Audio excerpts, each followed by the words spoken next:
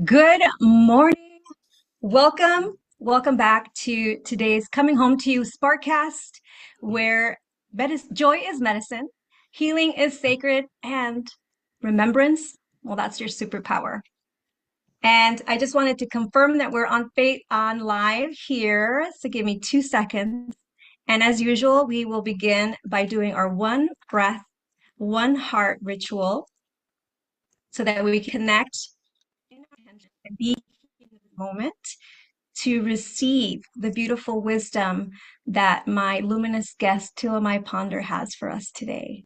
So excited to get this conversation going with her. I met her during the healing prayer and global healing prayer summit that I hosted, and she is just a gift to the world. And I'm grateful that she is a yes for this podcast. So I it's a special treat for all of you today, including me. So let's get going. So before we begin today's sacred conversation, let's return to the present moment with our one breath, one heart ritual. It's our way to root, to remember, and to connect as one. So if you can, please take one slow breath in through your nose and then take 8 counts to blow out slowly through your mouth, releasing all those parts of you that are heavy, weighing on you. Calling back all the pieces of yourselves back home to your body, to your breath, to this sacred space. Place your hand on your heart and say inwardly to yourself, I am safe. I am guided. I am whole. With gratitude for our ancestors, the land and wisdom that walk with us, we open this conversation as a blessing for all who are listening, now and in the future. May we remember we are the living legacy of love. Take one more deep breath in. And as you exhale, ground yourself in your intention for today. How do you want to be received? How do you want to be held?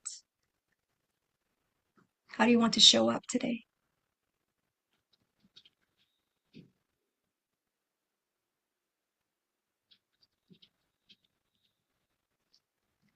Mm. And with one breath and one heart, we may now begin. I don't know what it is about today. It could just be Tilomai's presence, but I've been getting full body chills ever since she jumped on the Zoom call today. So I know this is going to be an amazing conversation. Today, we are joined by a fellow soul sister whose wisdom moves through generations, oceans, and the stars. Tilomai Ponder is a transformation teacher and healer who blends ancient Polynesian lineage with modern science to guide others back to their truth. Creator of the Mana Blueprint, Tilomai helps others unlock soul codes, activate their intuitive guidance system, the IGS, and create an abundant, purpose-led life, regardless of their external circumstances. Her grounded presence and radiant truth are medicine for these times. So take a breath, my friends, root in and prepare to receive the mana. Let's begin with our sacred conversation today. Tilomai, welcome. Please help me welcome Tilomai Ponder to the show today. Thank you. I'm so happy to be here with you again, Marguerite. This is lovely. I love this space that you've created. So beautiful. Thank you.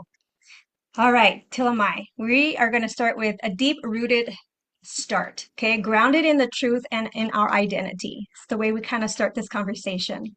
Your work is so deeply rooted in ancestral wisdom, spiritual sovereignty, and the Mana blueprint. So, as someone who carries the sacred lineage of Polynesian wayfinders, what truth have you had to return to again and again, especially in the moments you felt disconnected from your path or power? Whew. Your questions, though, they're so potent. My goodness. Well, I love this question because of the identity piece. I think this is something we all sat with deeply during COVID. I feel like I've been thinking about that word so much in the years. Has it been years?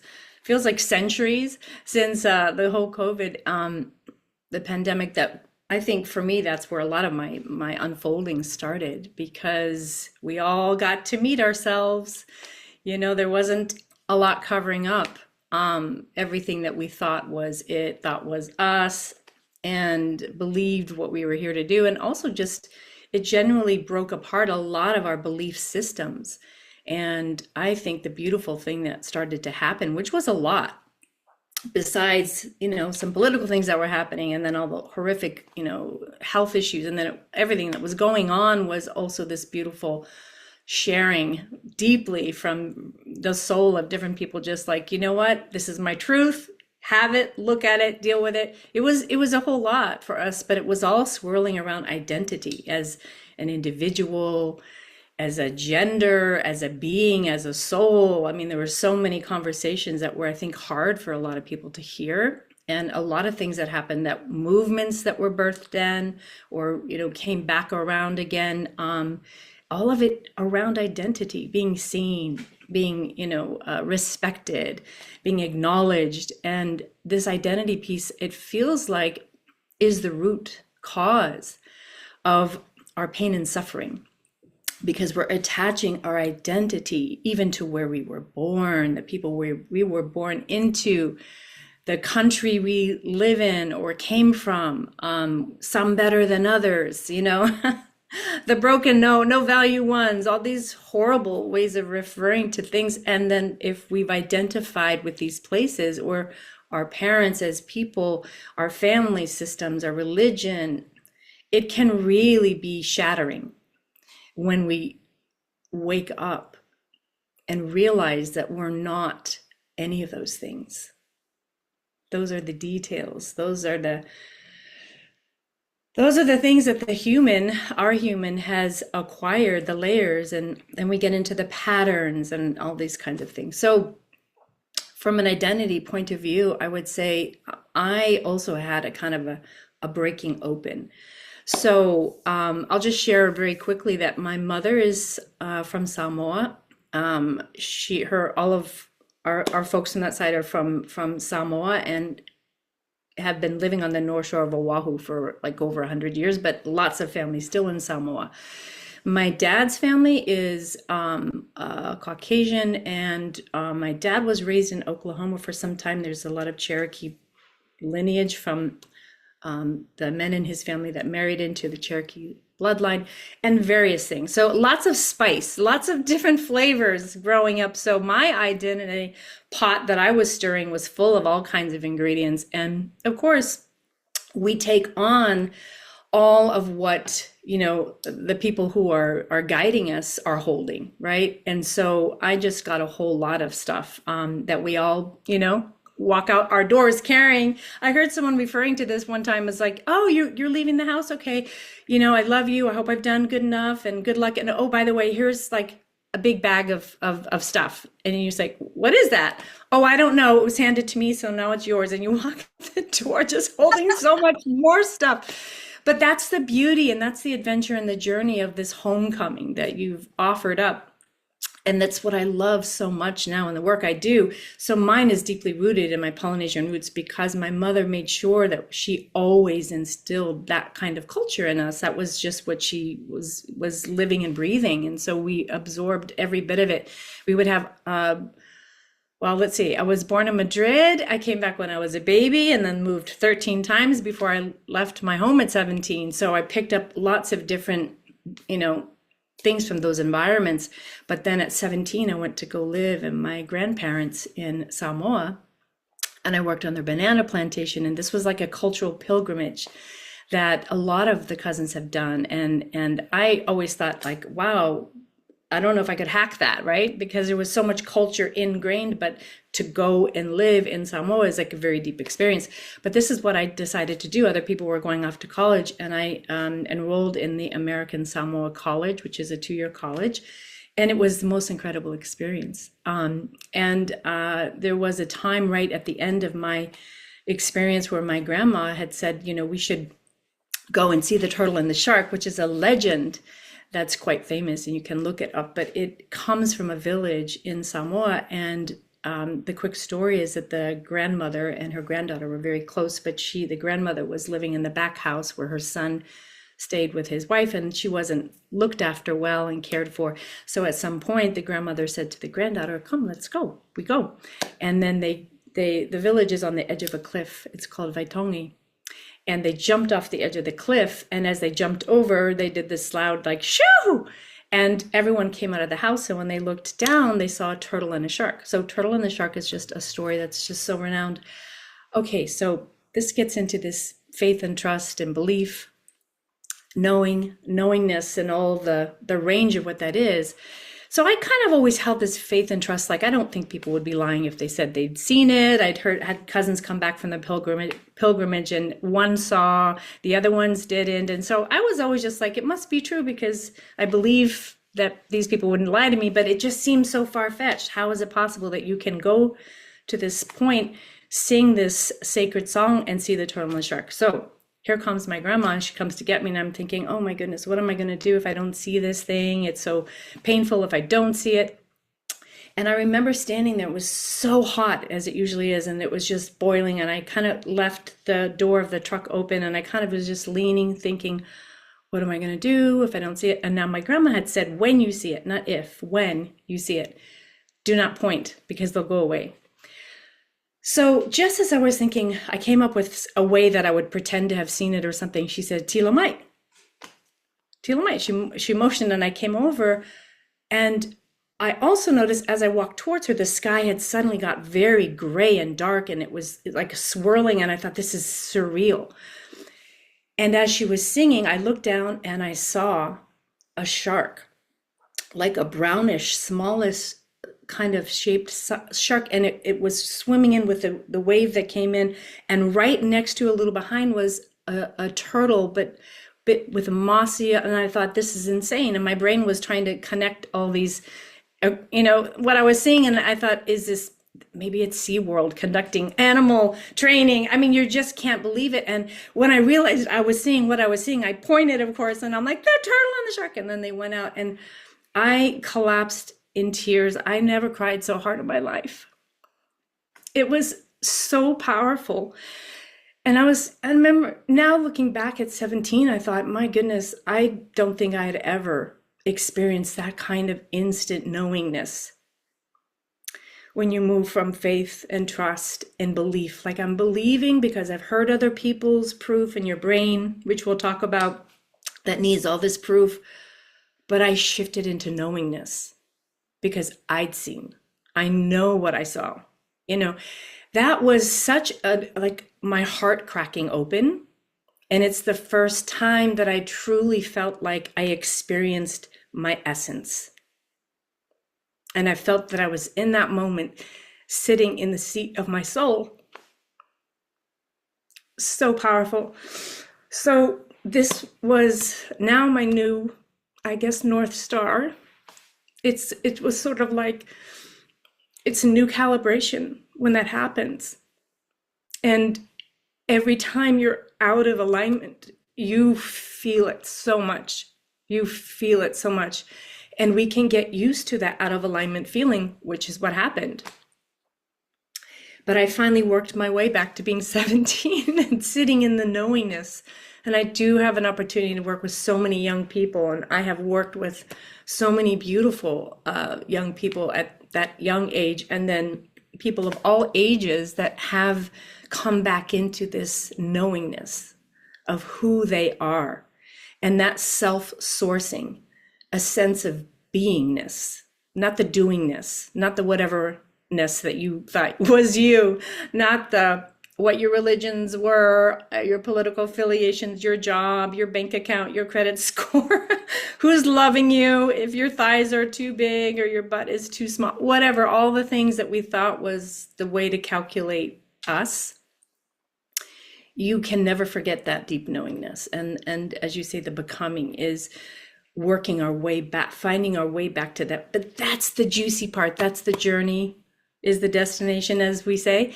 That is why we're here, the journey part. So I love that I had an opportunity to touch it, to know it, to forget it, to remember, to now know again.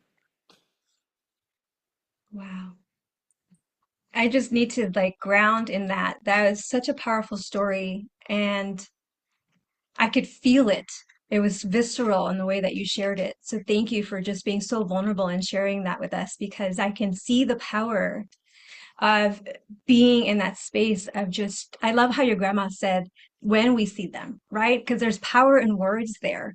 And she was so sure that you were going to see it. And it was so beautiful, right? Because she already is in that knowingness, in that, remembering the truth. And for you to witness that so early on, what a blessing. So many of us, for me, I was in my 40s when I like remember the truth of who my essence is. And it is a journey. So thank you for reminding us that that is the beautiful part, right? And it's the part that oftentimes we see as the hardships, but it's really just because of what you said earlier, letting go of the societal expectations and the stories of who you're supposed to be and how you're supposed to show up, and just really being okay with the fact that we're perfectly imperfect and that's perfectly fine. And so Yes. thank you for sharing that because it's so important to remember that you're exactly where you're meant to be in this journey, right in this Always, moment. So always. honor that, honor yourself for that. So thank you so much for sharing that. And I think that's where we are, right? We're overcoming those limiting stories and reframing us, that part of ourselves that is going to be more empowering. And that's the rising spark, right? That is our rising spark. That's why I call this a Sparkcast, because it's about sparking that truth of who you are again. So, was there a defining moment in your journey where you had to choose trust over fear or soul over survival? And what was it that helped you rise from that space? How was that fire shape the intuitive guidance that you now offer others? Hmm. So many along the way. This is really, it seems random when you hear that beginning, but I think 40 is a really interesting age for a lot of people. Every decade, I do work with people that's deeply, I call it a life review, and you look decade by decade. The teens, 0 to 10, 10 to 20, 20 to 30, 35, every decade has something. But I think when you're approaching 40, there's something quite deep that happens inside of us where we're looking for something more. We've kind of gone through the running around the world, bumping into things. There's like also it falls into like where we start to get lucky because, we know more and we have more intuitive nature, even if it's unconscious. And something around 40 is when we start reaching for meaning. Now, this won't make sense to you probably in this exact context, but I don't know who the quote attributes to, but it says a bird looks to its nest before it dies. Now, we know that we don't plan unless we know something that other people don't know. We don't think we're going to be dying at 40, let's say, but there is something in our timing, in our deep soul codes that has a sense of time. So we're programmed around time, which is people believe is linear. It's like I'm this age and I'm going to do this and go to college. I'm going to get married. And I'm going to have my job and I'm going to have my midlife breakdown. I'm going to, but in divine time, you're always right on time, right? And we're always bumping up against that in ourselves because we have this patterned belief that we're supposed to be where we're not usually. We usually feel like, oh, I should be further. I shouldn't be here. I should be somewhere else. So we're always trying to get somewhere other than where we are based on our time, based on our age. Like, oh, I don't know enough. I'm not ready. Oh, I'm too old. It's too late. It's like, there's all these tapes that play. And what's interesting is around 40, though, I had my son at 43. So I got remarried at 43. It was so beautiful. Our son walked me down the aisle. He was 6 months old in his little kilt. But there's just things that were awakening in me. And by that time, my daughter was 16. And so I had these incredible channels that were open. And I now see that, my daughter's just the most incredible like being. I think you might have met her. She's powerful. And she's also like a healer, an incredible artist. She has incredible mana that pours through her. But at 16, she was getting my attention, let's just say, as 16-year-olds do. So that was a channel of truth that was coming at me. But it's really hard when you're confronted, especially if you're a 40, something woman and you've got a teenager that's confronting you with you. So that was happening. But around about that time, when I became a mom again, I was in all these multiple, so I was like timeline skipping. I was like in lots of different places in a single moment and remarried and, with this young son, with a 16-year-old going off to college soon, and all these things that I was juggling. And inside myself, I felt like something was trying to deeply come through. And I thought, this is so strange. Why do I always need something more or different? Why can't this just be it for me? Most people are just amazingly grateful to be able to have another child at 43 and to have love in their life, in this partnered kind of way. I mean, it's usually, we're done. We think we're good. But there was something rumbling in me. And I had this like feeling of like, I want to go to Africa. And I surprised my husband with a safari for his birthday. But what I didn't tell him was that I had planned for us to do a documentary, a little mini documentary around this amazing organization that I had found. So I just slid it right inside the safari trip. So, my whole background is in media, and I came up through production. Then I jumped into the ad agency world, became an executive around telling brand stories. And then, we ultimately ended up going to East Africa, where we co-founded this incredible social enterprise, basically, that became a 7-figure business with amazing creators that we're still mentoring to today. Just so proud of them for running their own businesses. But that arc, we were there for almost 10 years. So we ended up starting this nonprofit here called Good Makers Films, and brought all of our sort of storytelling to these amazing nonprofits that needed to reach international donors with their stories of impact. And that's what kind of was the pull. And then once we were there several times, we went, from Tanzania to Kenya to Uganda, and ended up moving around the continent even further. But coming from Polynesia, throwing myself into that environment, you would think, a lot of people had said, how could you even like acclimate so quickly and be there so long? It's actually quite close to the Polynesian culture in many ways, but it also was really difficult in other ways. So I, for 10 years, had this experience where I was felt very, very challenged and also very, very rewarded. So I feel like the defining moment for me, that would be the second time in my life where I really had this huge feeling of, I'm just going to let go. I'm going to surrender. I can't control the plates anymore. I can't spin more. I don't know what's going to happen. And I have to let go. So if any of us, maybe some people relate to this, when you find yourself in a challenging situation, I call them the circumstances, right? The circumstances. We think we're our circumstances. We think we're our problem. We think we're our challenge. And because if we've been programmed to identify with everything ourselves through other people, I can only know myself by how you see me, and I can only understand myself by how he, receives me. And so we don't yet have our inner knowingness.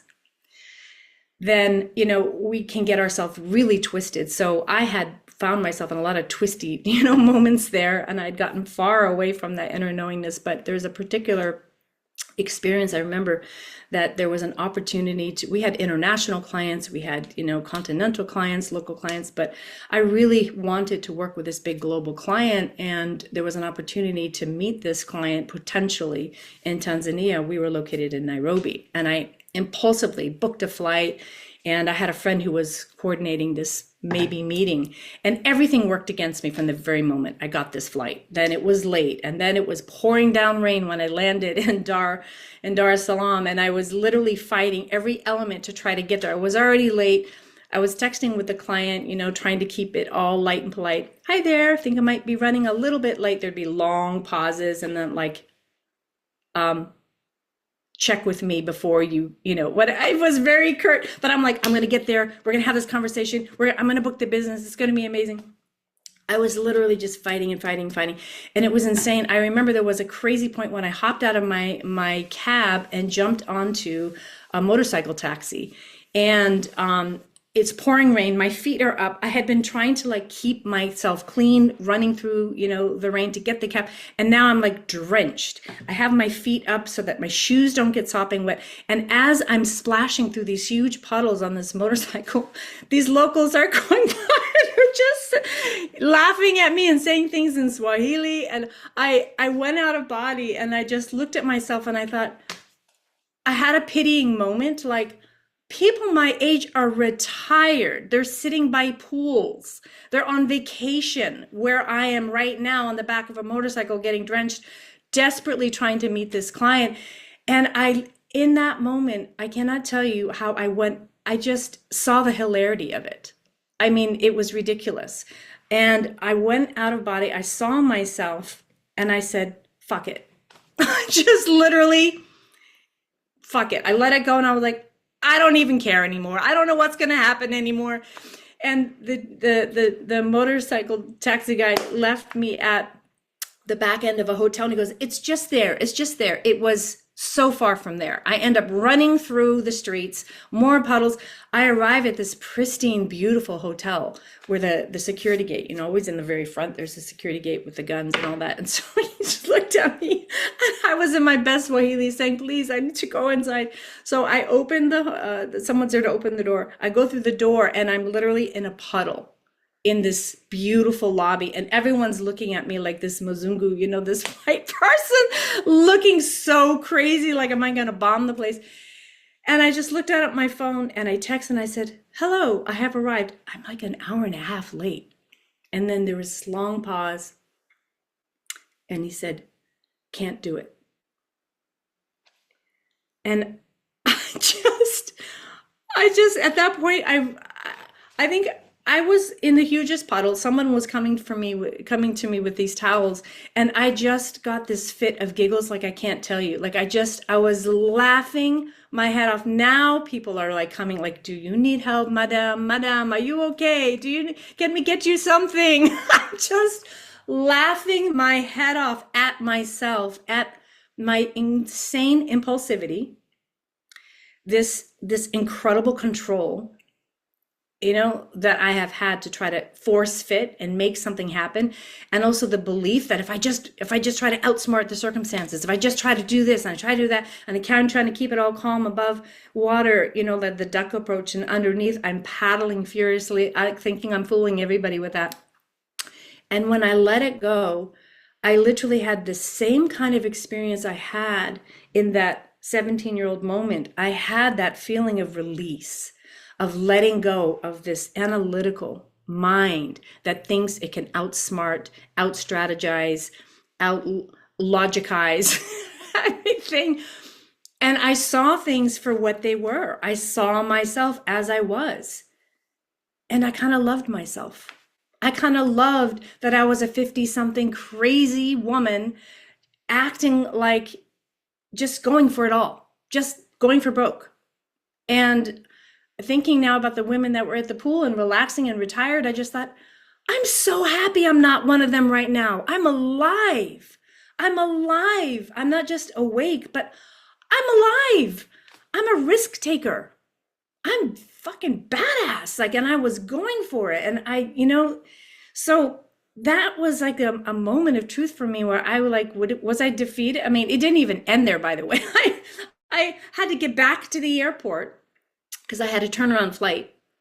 So I had to get back to the airport, and it was insane. I was so late for that flight. They barely let me through the customs thing to go out. You have to do an exit thing. And as I ran back and I see there's an empty lobby, and I say out loud, shit, I'm so polite in the cultures that I'm in, and I was so rude. And I was like freaked out because there's no more flights. I could sleep in an airport, whatever. And the attendant looked up from her desk and she said, like this. And I looked over and everyone was on the other side of this glass. They had moved the passengers over there because the flight was just delayed. They thank God it was delayed. And it was the same nonsense getting back, hopping from this cab to that cab, and almost getting like killed by the, everyone knows what Dar is like with the trucks. I was like a wet dog, like a feral animal by the time I got on that plane. I collapsed. I fell in the deepest sleep. Here's what's fascinating. As I fell asleep, I literally surrendered myself even more. I didn't even think I could. I surrendered to the fact that I had been defeated, that I had not met my goal, that I couldn't make something happen. And I found that really funny and relieving to be there. But on the whole way back, and it got even more intense by the time as I was falling asleep, I just said, please, please, divine source, God, please hold me. It was so powerful. I said, hold me. I can't do more things. I don't know what's happening, but I know that I can't do more things. I have no more tricks. And none of them actually worked. And I fell in the deepest sleep. As I woke up, they were having us fill out these reentry forms to Kenya. And I sit next to this passenger and he's got like 4 different passports. He's shuffling through them. And I'm like, is he a spy? What is this guy? We get into a conversation and I end up having the most amazing connection with this person who, came into our family's life and ended up staying with us in Kenya. And I really felt, as I fell asleep and I asked for to be held and I asked to know what I could do, because I'm still thinking about the doing. The doing will do something and get something more. This is what appeared, just this person next to me that said, oh, I've just, been relocated to Kenya. I just would love to meet like decent, kind people. And I said, you should come over and meet our family and the people we work with. They're really cool people. I just had this most surrendered calm. And that was my sign that it's not about doing more things. It's not about solution making. It's about the stillness and stopping the struggle. I literally felt myself put my oars down, as I say all the time to people, just put your oars down and go where the current is already trying to take you. And I felt truly surrendered when I just fell into that exhausted sleep. And then that's what happened. It was such a gift. That loop was probably the most amazing surrendered. There have been many, but I think that was the one that came to mind. That it's really soul or survival. I had to give up the survival. I had to give up this insane reptilian pattern of like, I could just do more if I could just run faster and harder and out trick and outmaneuver.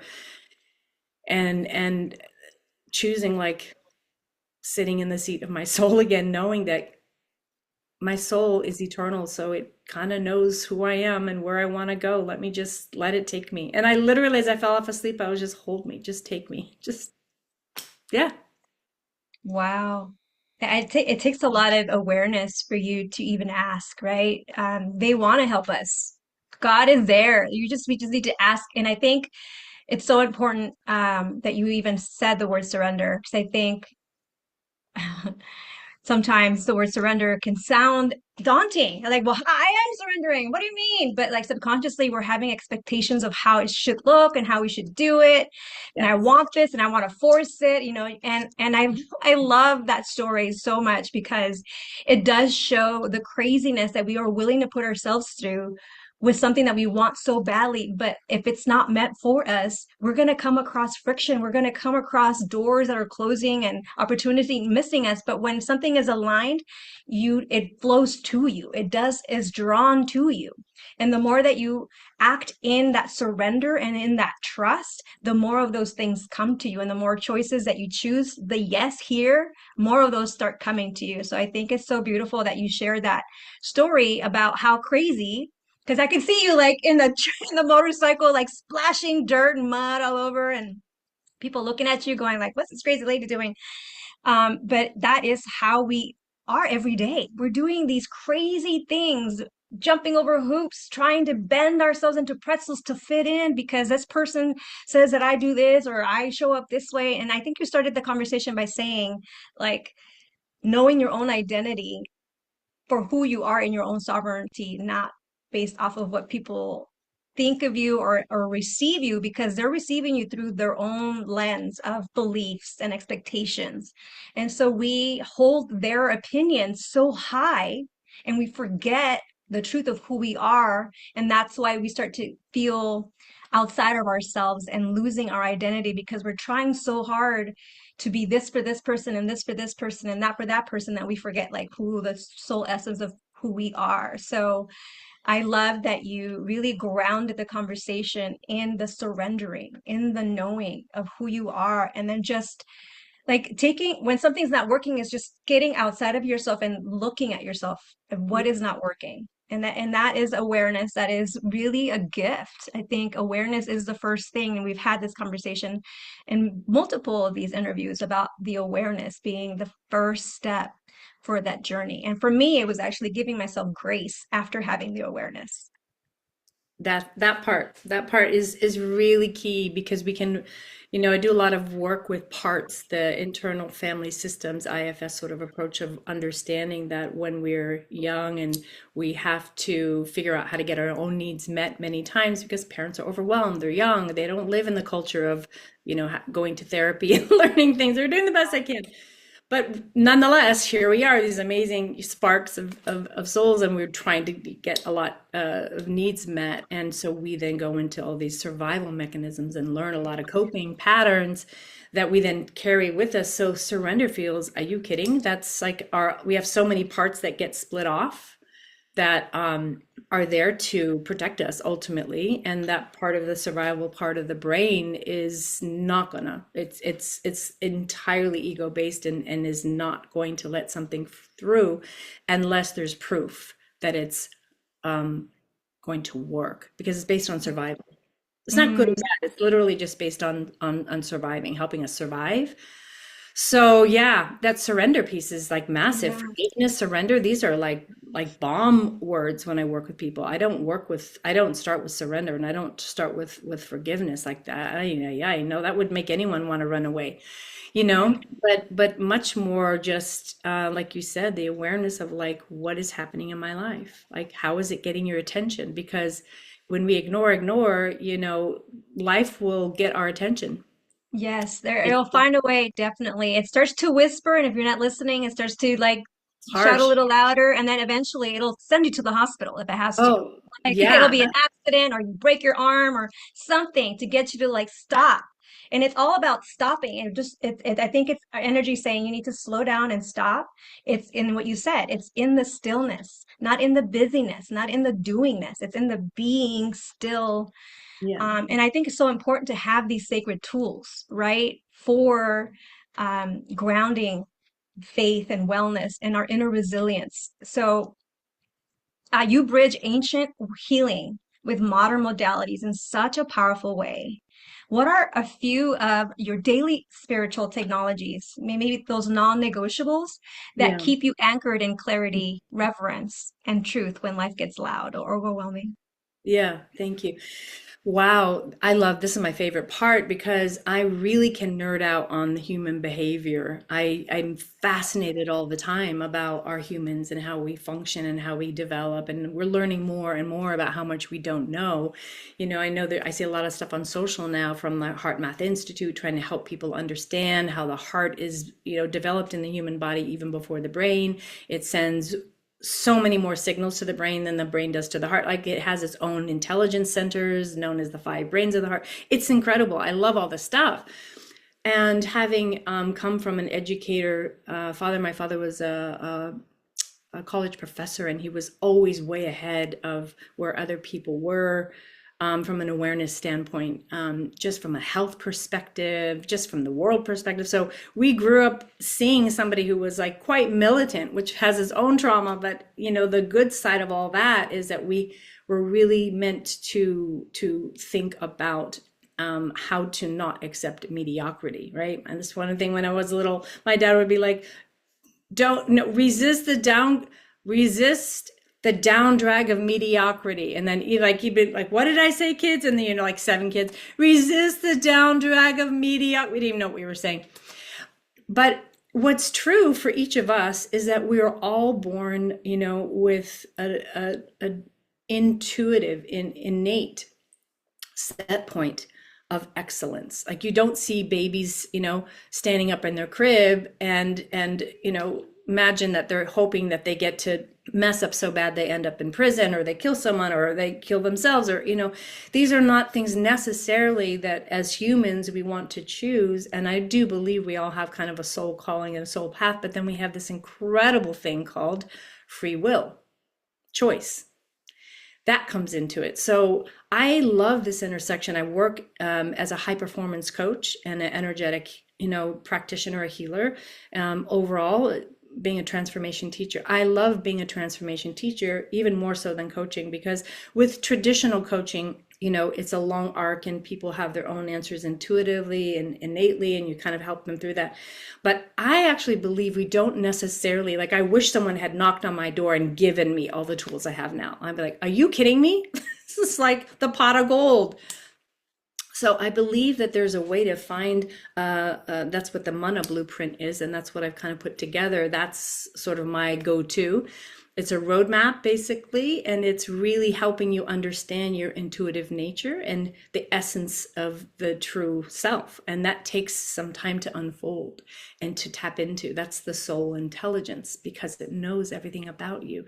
So the quick version of this is to think about like the GPS, when you when you put in an address, it'll give you probably the most efficient place to go, depending what app you're on. That's what it's there to do, and to maneuver around traffic and just get you where you want to go fast, and you have options, but that's pretty much what we all want. But what it doesn't do, and what we don't do, is when we get lost, it just reroutes you, right? It doesn't say, how did you get lost? That's so stupid of you. What happened? Were your parents lost?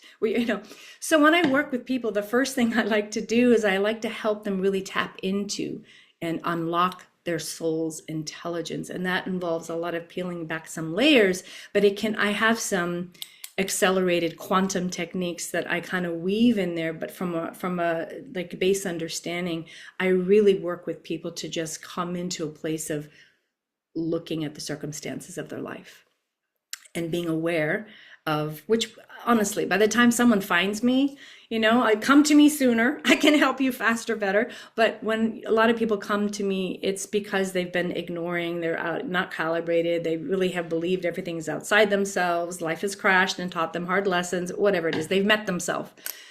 And then the first thing we do is just look pragmatically at what things are without judgment, to invite people to kind of become that observer, the silent witness that doesn't judge, literally take a seat in their soul and just see what things are without the meaning making. Because I was abused when I was child, we don't need to go there right now. We just want to see things as they are and see them as the things that they are, separate from who you are, because the ego will try to stop the truth and the seeing, because it's in the believing I'm my circumstance. So I'm going to kind of tell my therapist some of the truth, or I'm going to, so we start right at the very beginning, and we kind of just do a little review, and we see where we might have picked up different kinds of survival mechanisms. I don't have to know all the extenuating circumstances, just have to see what it is. What is it? Let's just look at what it is. And where is it? Where did it happen in our timeline, and where is it in our body right now? Where does it show up? Where does it show up in our beliefs? Where does it show up in our behavior? Where is it showing up in our life? And just what is it? That's it. Just what is it? From that, we move into we're aware, we see it, what it is, but from the observer, not from the shame and blame, but just, we don't need to go into all that right away. We'll get to responsibility, because there is a piece of that. So a big part of my work is Ho'oponopono, which is an ancient Hawaiian practice of the release of anger and resentment through the process of forgiveness. But it's really about holding yourself in the view of being a powerful creator. So I always, I tell people, you're not the one who rides the wave. You're not even the wave, and you're not even the ocean. You come from the one that has made this ocean. That's what you are. You're all of it. And when we see that, that's the true essence. That's the power. It's so We all seen on social now that, the frequency of our emotions can be measured, and we always think love and gratitude is like the highest frequency, which is really high. Higher than that, 40 times higher than that is authenticity, right? And authenticity not meaning like, oh, this is how I really act, this is how I rock, this is how I present. No, that's still presenting and packaging and all that stuff. But authenticity is really when you all have a moment, and we have, where you meet yourself without any judgment, but just you see the incredible, glorious being that we are, the beingness, right? Just the being sitting inside that. It's you weep from knowing that. And I have met myself so many times in that kind of way, and it's just the journey that I'm on. You can literally accept all of it because you know that's what your human has created based on its programming. It's not who you are. It's how you've been behaving based on the beliefs that you inherited and then created more programming around that. So I love to help people detangle all that. And the most pot of gold people love to get their hands on is like, holy shit, I can create anything I want. This is not about, how old I am or whether I'm ready and I'm too young. I don't know if, and all the shit I did that I've been shaming and blaming myself for, and my family stories and everything that everyone's projected on me that I've allowed. Like it's actually eclipses all that. None of that actually has anything to do with what you get to create now.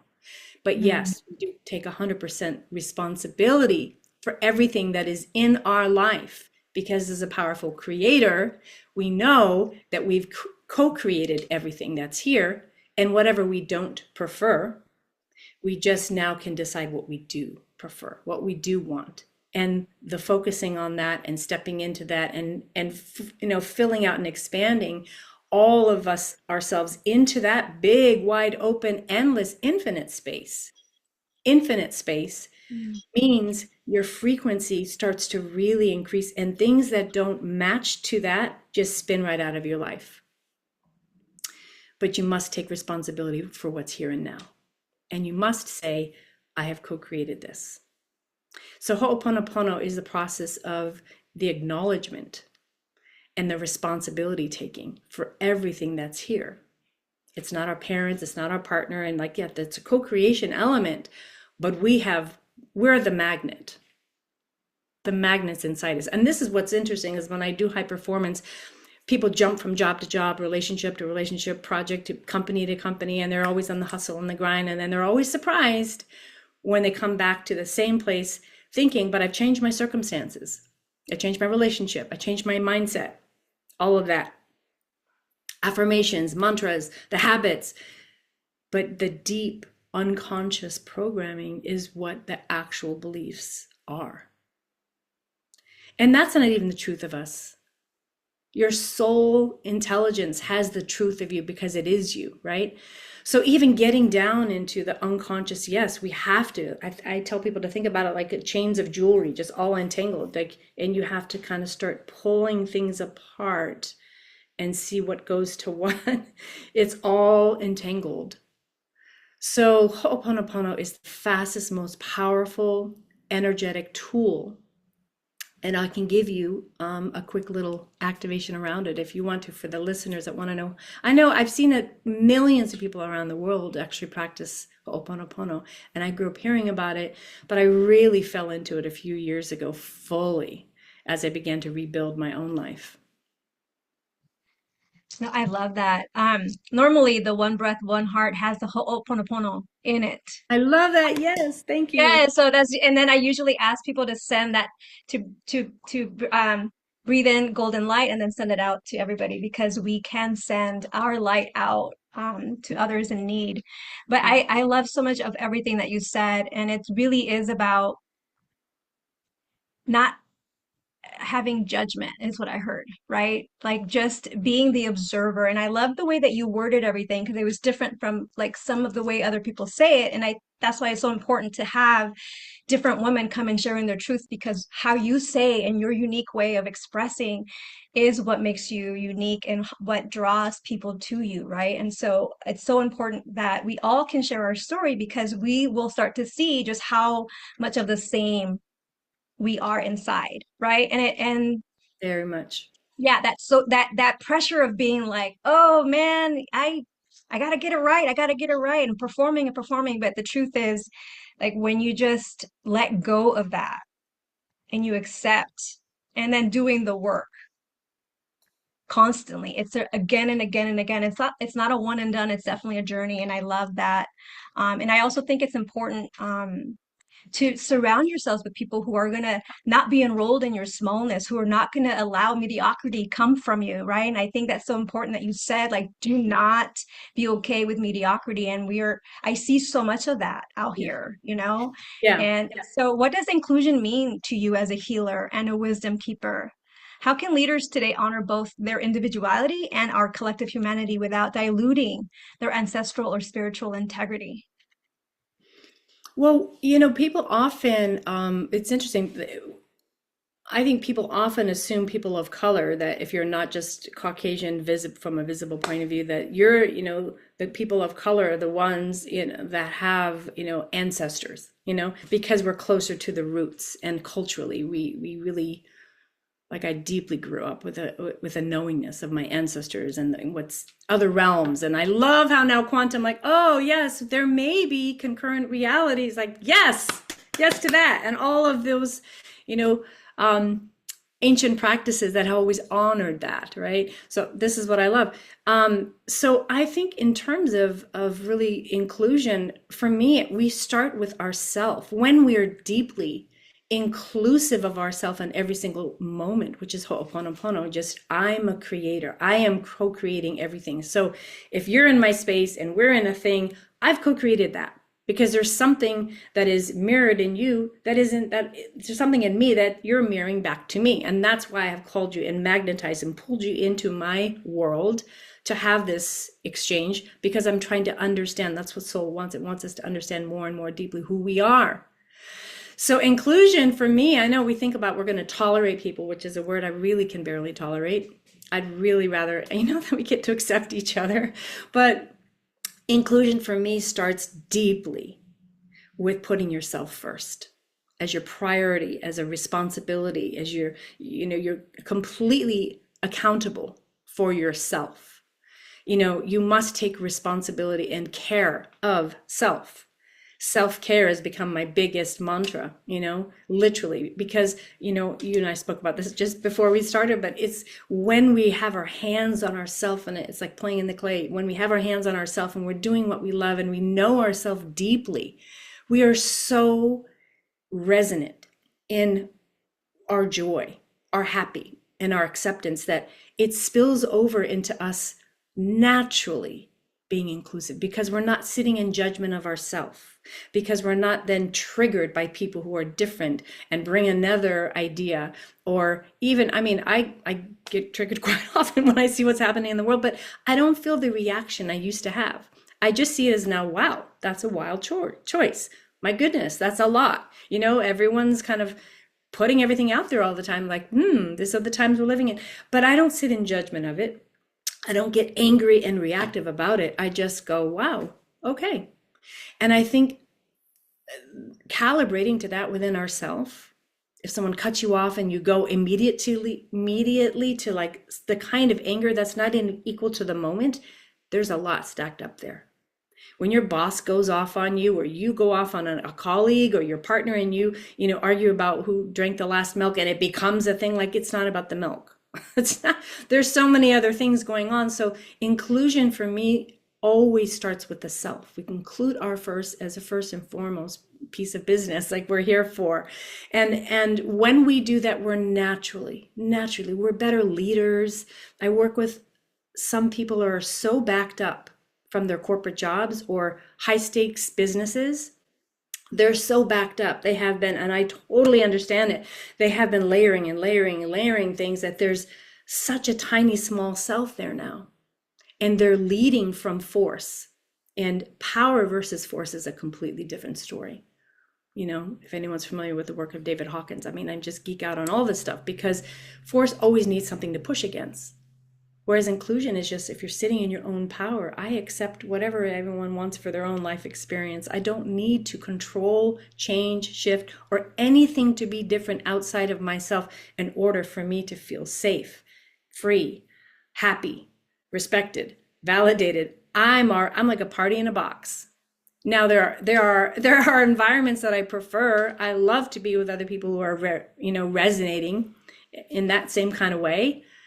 But one thing I will not allow myself to do, and I invite everybody to think about this for yourself, whatever this is, I will not sit, as I call them, broke rooms, broke and broken rooms.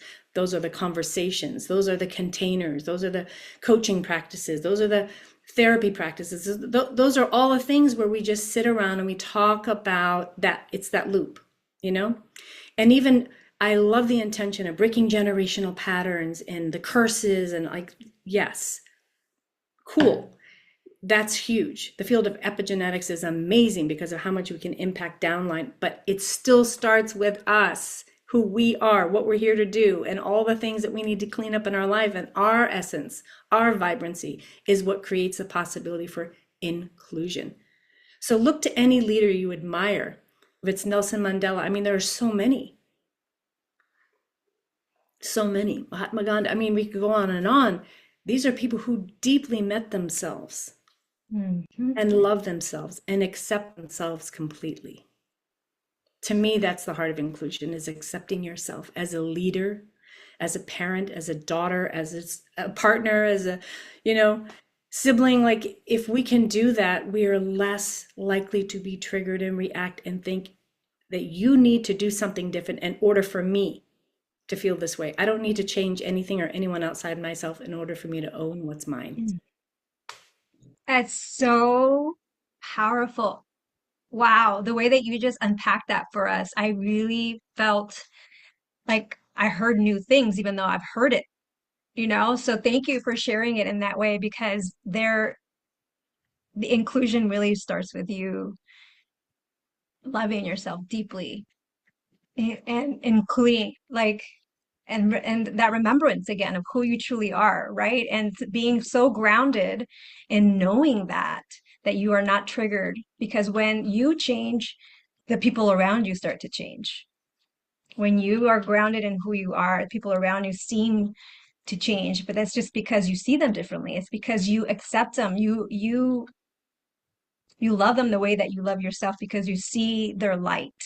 When you start to love yourself so much that way, you start to see the light in everybody and stop seeing them in such a judgmental way because you see yourself in them in some way. And so I love that. I love including inclusion means coming home to yourself first, loving yourself first so that you can really see others in their light because you see their struggles too. I love that. I'm like, I could go on, just have a whole conversation on that Yeah. alone, but the call is definitely longer than normal today. And I love that I could just sit here and talk to you forever about it.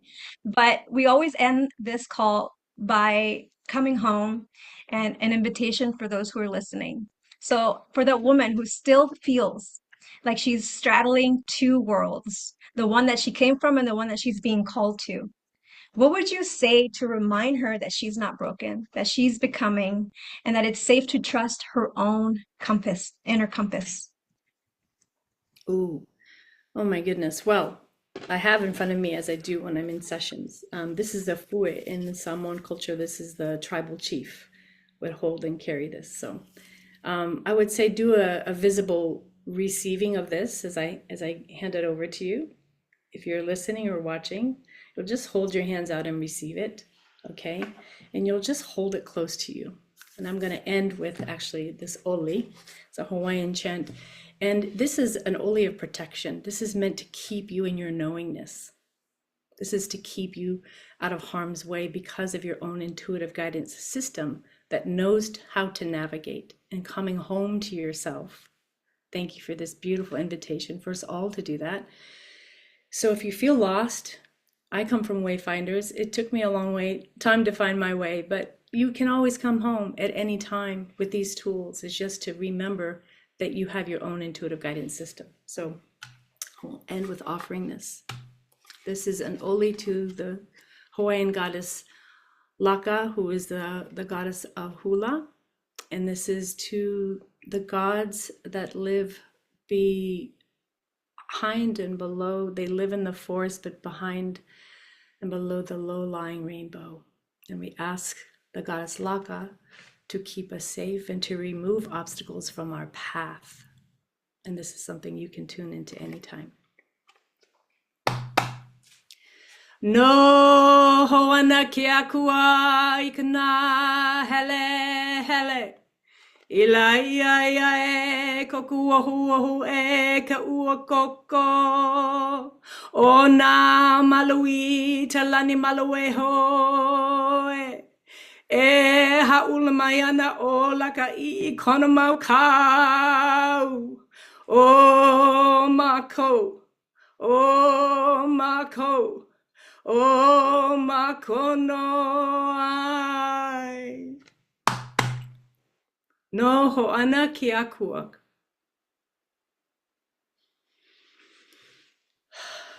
That is your mana portal open so that you can receive all the gifts that are yours. Thank you for that beautiful gift. I always love to listen to you in your native tongue. I'm called to the Polynesian culture for some reason.